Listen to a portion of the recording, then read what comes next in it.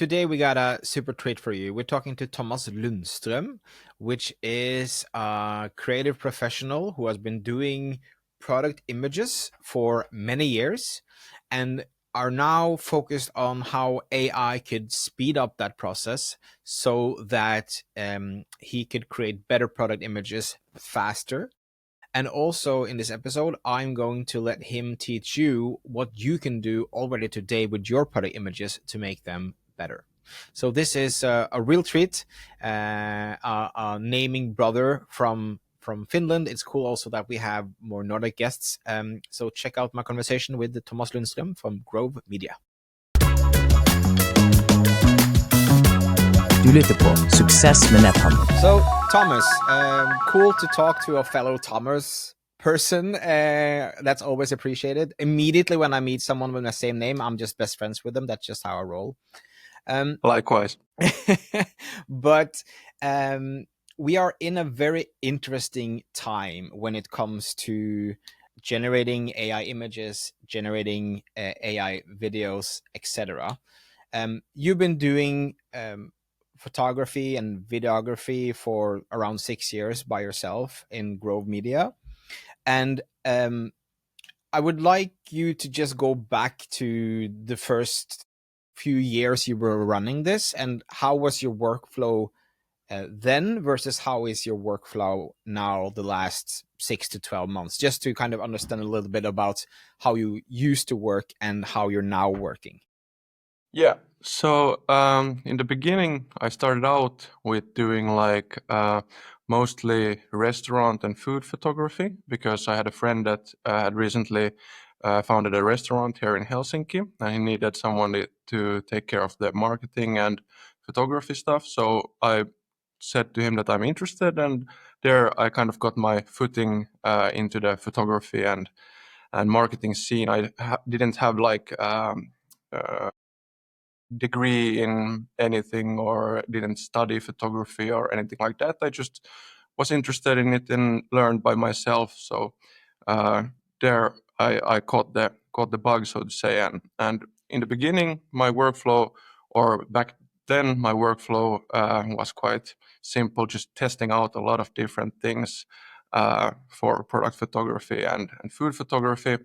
More in the traditional sense, just trying to learn as much as possible and trying to really look abroad also from, or like outside the small circle of food photography.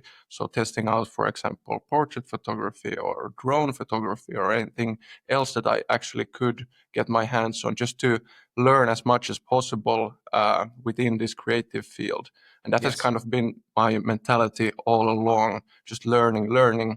And there on this path, a couple of years back, of course, started to come these AI tools that were quite an interesting turn.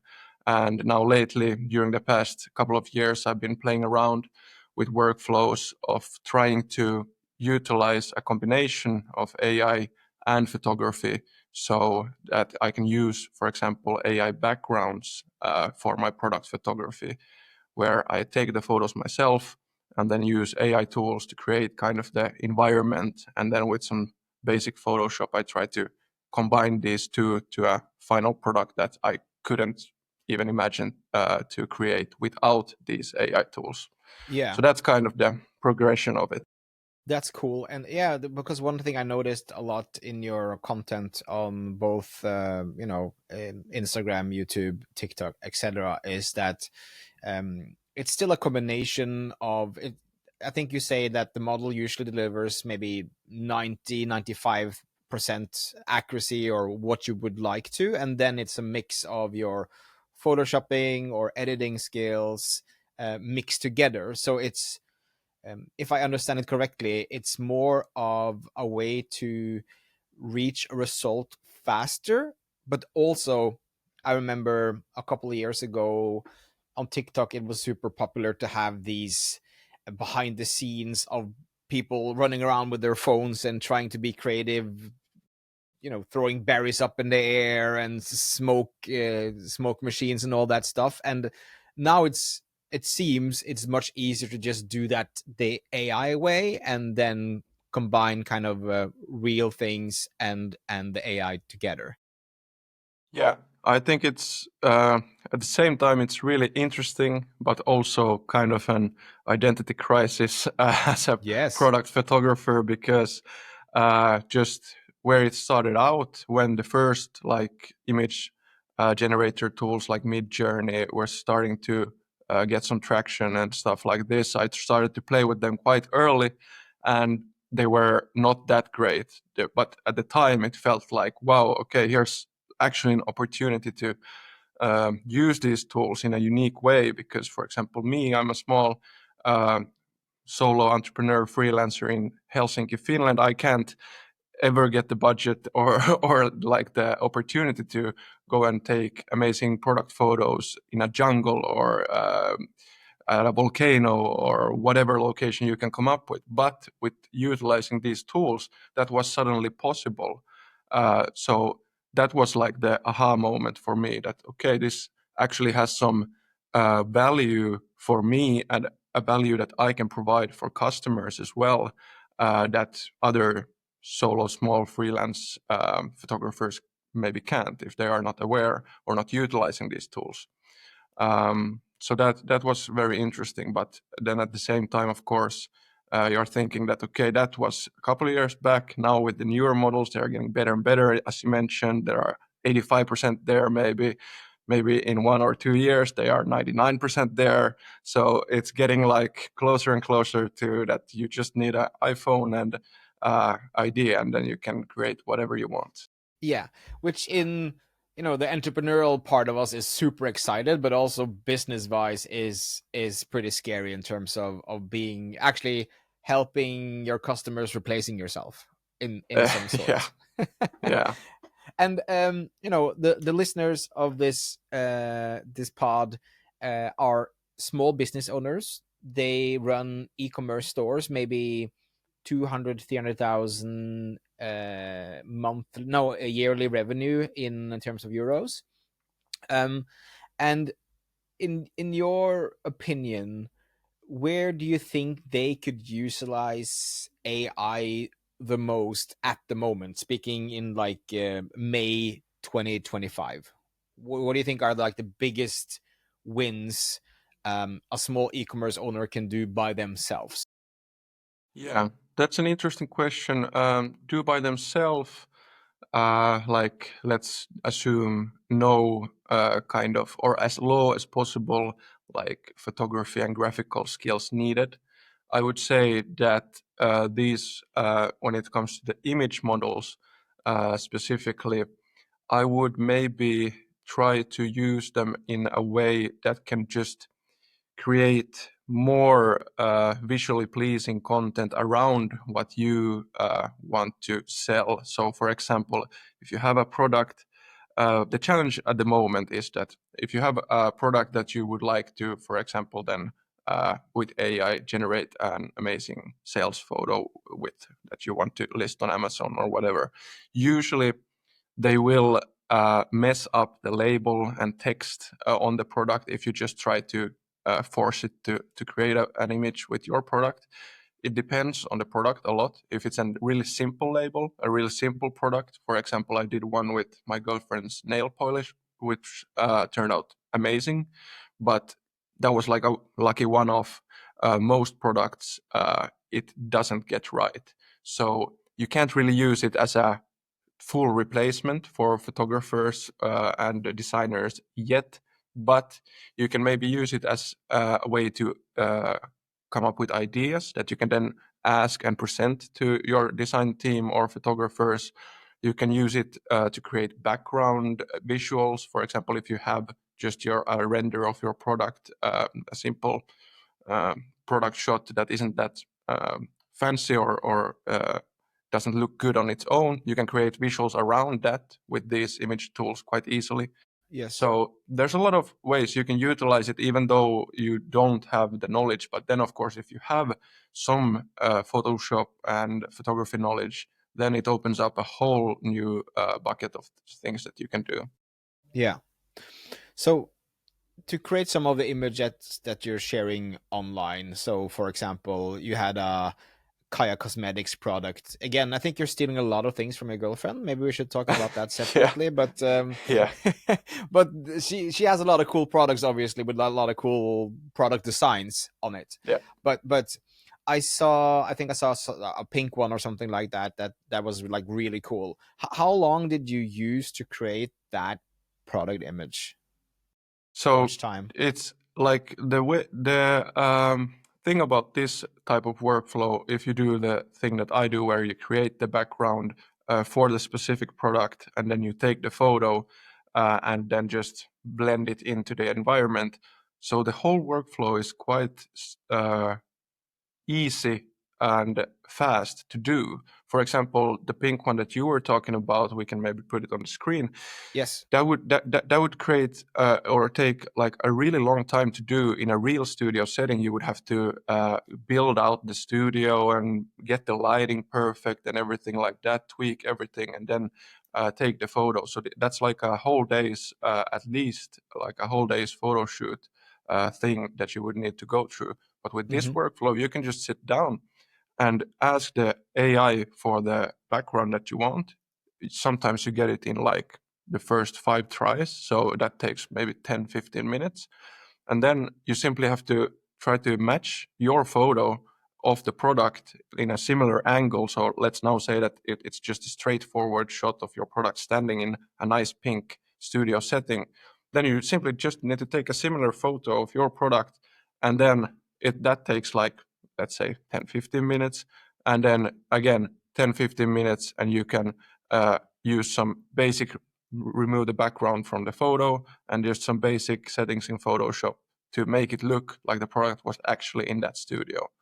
And the best thing about this also is that if you create uh, similar images from the same angle for the AI backgrounds, you can make, for example, 5 different backgrounds and just use the same photo that you took, and you have 5 photos of your product instead of one. So Yes. in different settings. So this is like where it gets really exciting, that it also, for people that can use these tools and know how to use these tools, you can create so much more content that looks really professional without having to spend a lot of money and time booking a studio and everything like this. Yeah. So it is, as I understand, and again, the AI will. This is the worst the AI is ever going to be today, right? It's only going to improve. So text and everything is just going to be better and better and better, which I think is super exciting. But with a reference image and then using or changing backgrounds, which is kind of what you're describing as the best case for now. So then you could use, again, I think our listeners have some knowledge and basic tools. I think a lot of them are using Canva, for example. So then they can actually cut out the product from the product photo and then insert just the background that's generated from the AI tool and start combining and playing around in that way, for example. When it comes to the product photo itself, right? So the one you're taking yourself with maybe a little earlier background, etc., etc. What are some things they should think about to make sure it's the best possible photo you can use going forward into the whole process?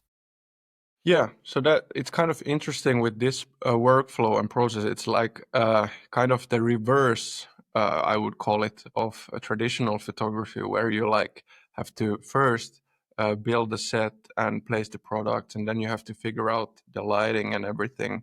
So here, when you create the kind of background with the AI, you get everything created at once. Also, the lighting and shadows and everything. So you can look at the image, let's say, just see, okay, the light is coming from the left side of the photo. That means that when I take my photo of my product, I will place my light on the left side, trying to match everything as close as possible with the angle where the camera is placed, with the angle where the light is placed, and also the focal length of the, if you're using a professional camera, like how close you zoom into the product. Is it a wide shot? Is it a close-up shot? Stuff like this. So you can really match up everything for the AI background. And then in post, it's going to be quite easy to then just replace the AI product with your own. So that's kind of the things I would keep in mind there. Where is the light coming from? How close is the photo taken? Like, is the close-up or a wide shot? And then if there's any other details, like with the background, for example, if it's a green forest in the background, I wouldn't shoot your product against a white background, because then it's going to have like a white outline of your product. So I would use also a similar color to the AI background that you want to place your product in. Yeah, that makes sense. And what about your prompts? How should they think about structuring their prompts when they do this? Yeah, so this is also a thing that changed quite recently with ChatGPT, in my opinion, because before, when prompting for backgrounds using AI, you had to be quite specific with Midjourney, for example. You have to talk in this weird way with prompting, just trying to get it to generate what you want. But now with ChatGPT's new image model, you can basically just describe what you want, and in free language. And if you are able to just describe something that you like, and also I would recommend to almost always use a reference image with these chat if you're using ChatGPT, because that way it will get so much closer to what you really want it to do when you can provide both visual and text to it, so it can understand, okay, you really want this style, but maybe you want to tweak. For example, in one of my photos, I gave it a reference photo where there was a beauty product floating amongst, I think it was like dragon fruit or something like this, and I asked it, okay, I want this style of photo, but I want the fruit to be peaches, for example. So then Okay, it yeah. knows, okay, this is the style you're going for, but you want peaches instead of dragon fruit. So that's like a really effective way to quickly get results that you are satisfied with. Yeah. Okay, that's cool. So until now we talked mainly about photos, right? And there is also more and more of like moving photos or videos and animations. And have you experimented a lot around these things? And have these like moving images and videos become better as well with these new updates, or how is that going? Yeah, I'm actually at the moment working on a video where I experiment with these as well, because they have gotten a lot better.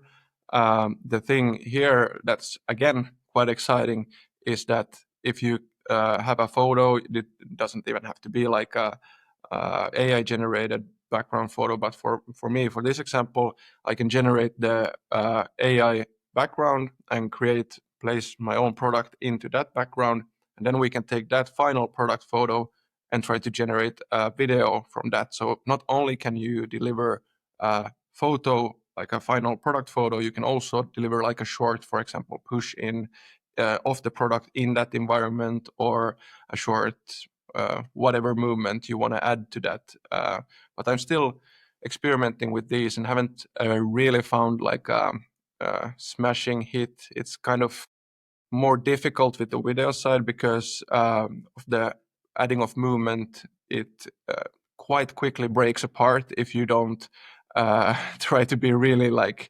specific and careful with what you want it to generate. But it has Yes. also gotten a lot better. Okay, so what I'm hearing is that in terms of um, amateur professional users, so for these listeners that we're trying to educate today, it's best to stick with the image part of things for the moment. I mean, there are, of course, I would say there are use cases where you can create good video as well. It's probably some quite simple, like 5 second long stuff that you shouldn't expect to be able to create like a minute long video with amazing product shots of your product. I would maybe put the expectation at, okay, you can probably with quite easy, just some app on your phone already, I think, generates something that looks all right if the starting image is good enough. So if you're keeping it simple and keeping it like quite easy, low budget, then I think you can create some short ads, for example, using these tools. But it's definitely more difficult than the image side, I would say. Understand. Okay, then I would like to talk some tools, and of course these things are changing all the time. Again, this is May 2025, early May. What kind of tools are you using today, both for your like complete workflow, but also in terms of very specific AI tools that you think people should pay attention to and start playing around with? Yeah. So at the moment, I have kind of switched over to mainly using ChatGPT just because I think it's easier to communicate with ChatGPT and give reference material that I want to kind of. We're kind of entering the era also of copying and almost stealing stuff Yes. because right now it's so easy to generate something that somebody else has created just by using it as a reference for the AI. So that's also a kind of gray area in my opinion. But Hmm. coming to tools, I think ChatGPT is definitely like number one. It gives you the most flexibility in creating the AI images, and then it's also like the most user friendly. So if you're not an expert in prompting or whatever, it's all right because you can just chat with it as a normal human. So that's a big plus on ChatGPT's side, I think. Then other tools, I also, of course, Photoshop has their own AI functions in the software with the generative fill and stuff like this. So Yes. I personally use Photoshop as the main editing software for my images, and specifically the generative fill within Photoshop is also really good and quite easy to use, I would say.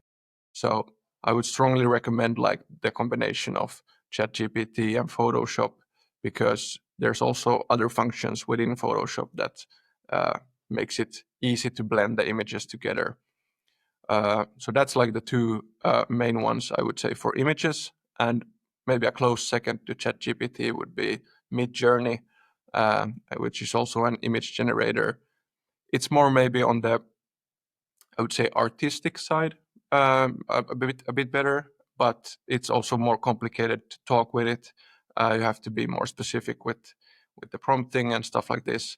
But they are constantly updating the tools, so it can be that when this comes out, they have done a big update that makes it much easier to get reference Yeah. material sent to it and so on and so forth. So but these are maybe the main ones I would say for images where I would start. Then, if you're That interested, there's a lot of more tools, but that's maybe for more advanced stuff.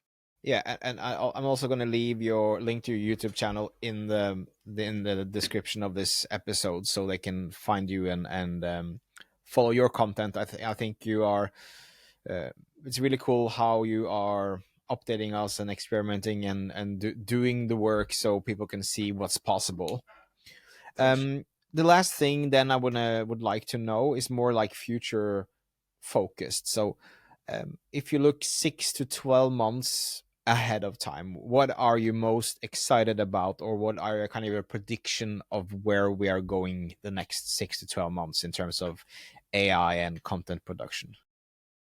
Yeah, I think within the next 6 to 12 months, there will be like an update to whatever platform it is that does it first. I would guess ChatGPT and OpenAI will be there and doing an update to their image model that will be so good that you can simply take a photo with your phone of the product you want to place in an environment or create an amazing design or Instagram ad for, and then just describe what you want, and it will be able to do it like 99% uh, accuracy, also with the label, also with the text.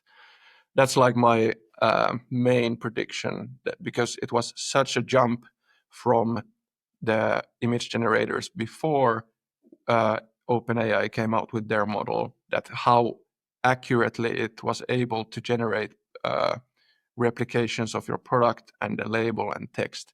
So it's not far off that they have it really locked down, and then I might have to look for a new job. Yeah, I was just going to But ask what happens with you then.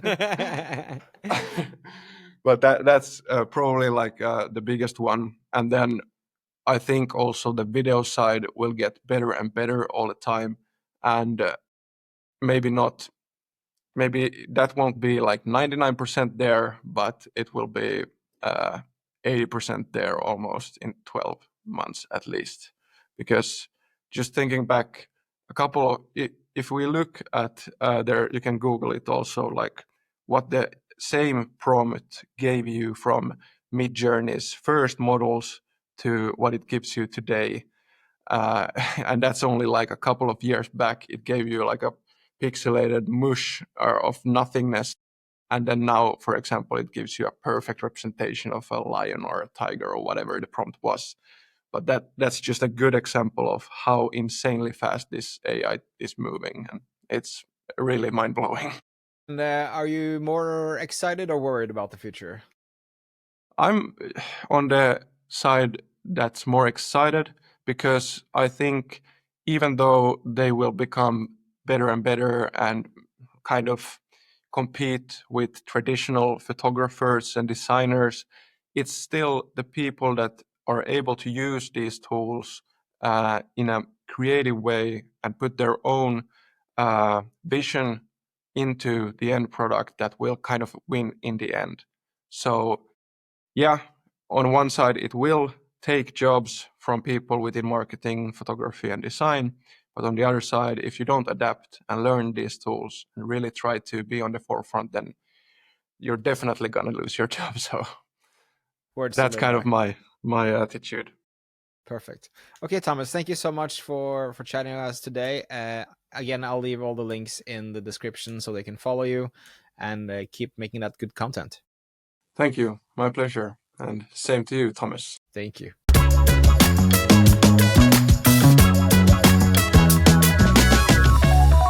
Hvis du likte denne episoden, så vil du elske det nye webinaret vårt. Vi har laget et nytt webinar, spesielt tilpasset nettbutikker som omsetter fra 0 til 2 millioner.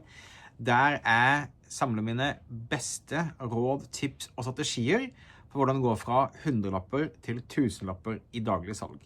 Så gå på moen.no/webinar for å få med deg det gratis webinaret som kan hjelpe deg å få mer fart i butikken din.